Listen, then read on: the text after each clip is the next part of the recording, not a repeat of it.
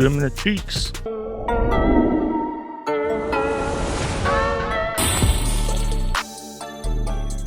Why did the Iron Long and the Ridgeway's Pride get along so well?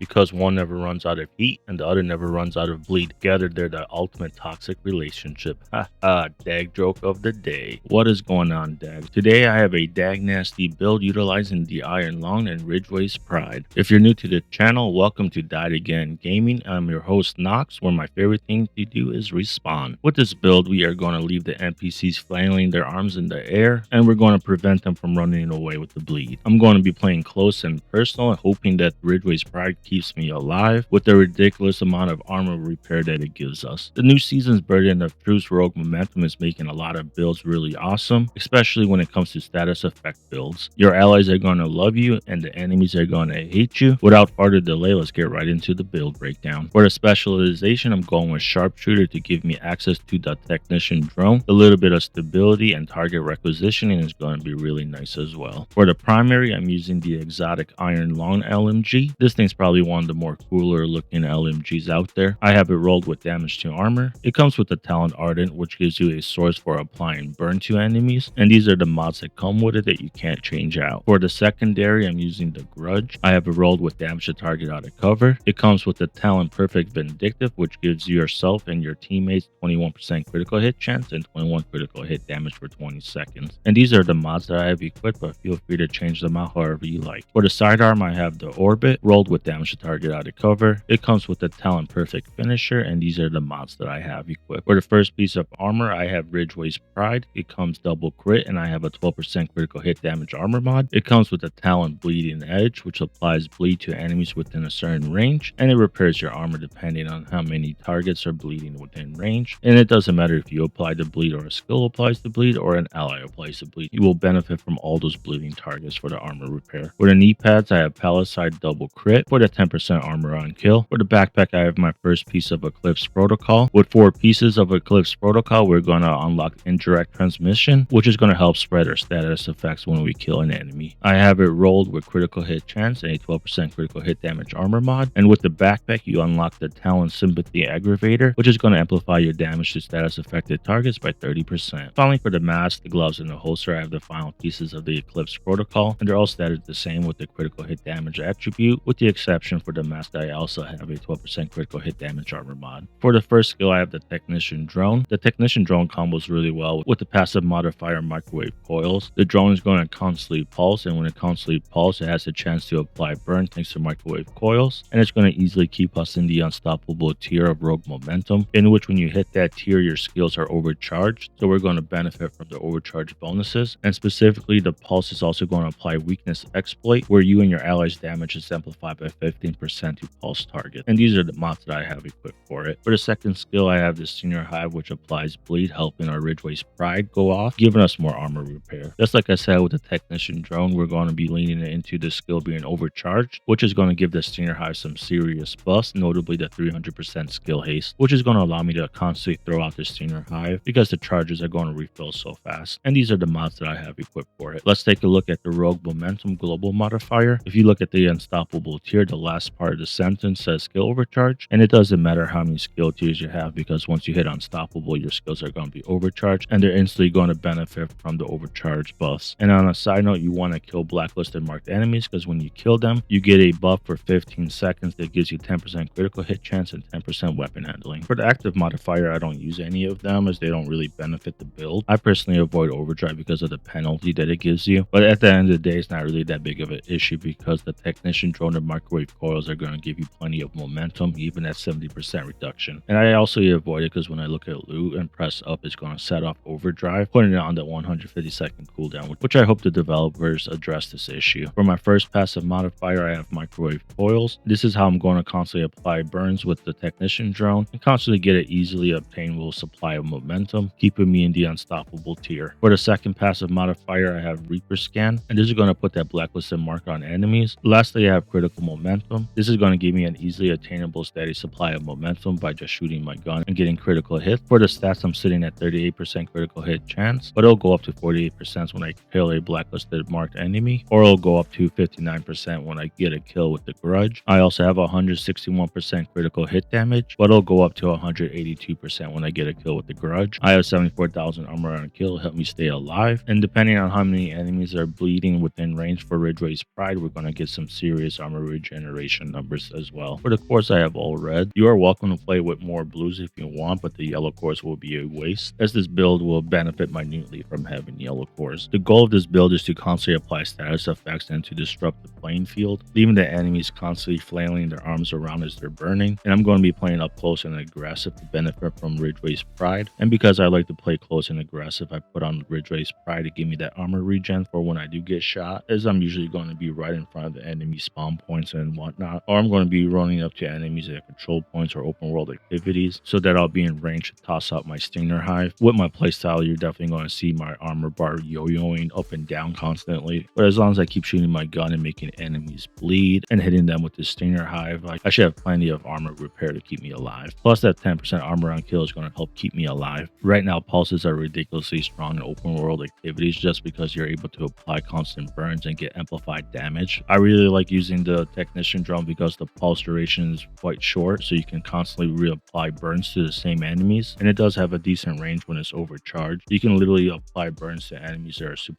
far away from you when you're running around the open world. So make sure to be mindful of your surroundings, as you're going to draw a lot of aggro if you're running around with the technician drone. That's about all the toxicity I have. So let's head over to the shooting range, because I know y'all love to see those big floaty damage numbers. So you can see I have no armor right now, so let's see how Ridgeways work. You can either shoot an enemy or throw out your Stinger Hive, and once the enemies are burning within 15 meters, you're going to see the armor constantly regenerate. The more enemies that are bleeding within range are going to repair your armor even faster, so don't be scared to play up close and personal with this build. Here's a cool tip for rogue momentum. You can go to the shooting range and build up your momentum, then fast travel to a mission or open world activity, and the momentum that you build up at the shooting range is going to transfer with you. So you can literally start a mission with max momentum or almost close to max momentum. The way that the Iron Lung's talent works is that you have to build up heat by shooting it. When you don't have 50% heat, you won't ignite the enemies with burn. But once you get the right amount of heat, you'll start applying burn when you shoot the enemies. And it works really well when you're shooting a group of enemies, because once you kill the enemy, the burn is going to transfer to all the other enemies around. And this is how the technician drone works with microwave coils, is you're going to start pulsing and applying burn to enemies and giving us momentum. This is literally the easiest way to build up momentum in the game right now. And now that my skills are overcharged, my stacks of the Stinger Hive went to 18. And when I toss it out, it's going to do some crazy amount of damage. This is the damage we're doing with the Iron Lung when we are unstoppable. Almost 600,000. To get my critical hit chance up, all I do is just take out my Grudge, make sure I kill a status affected enemy, and then for 20 seconds I'll have the bonus 21% critical hit chance and critical hit damage. And this is the damage we're going to do with the Iron Lung when we have the Grudge buff and the pulsed enemies exploit weakness. So about 650. Not too bad. Alrighty, tags, hope you guys like the showcase with the Iron Lung and Ridgeway's Pride. This build definitely has a lot of utility, status effects, and it hit respectably hard, both with the Stinger Hive and the Iron Lung damage. Let me know what you guys think about the new season Burden of Truth and Rogue Momentum, and what changes you would make to this build. If you're subscribed to the channel, thank you for subscribing, and if you're not yet subscribed, please take a moment to subscribe. That way you can stay up to date to all my upcoming videos. I want to say thank you to the community for supporting my new small channel. You guys are awesome. That's all for now, and I'll catch you at the next one.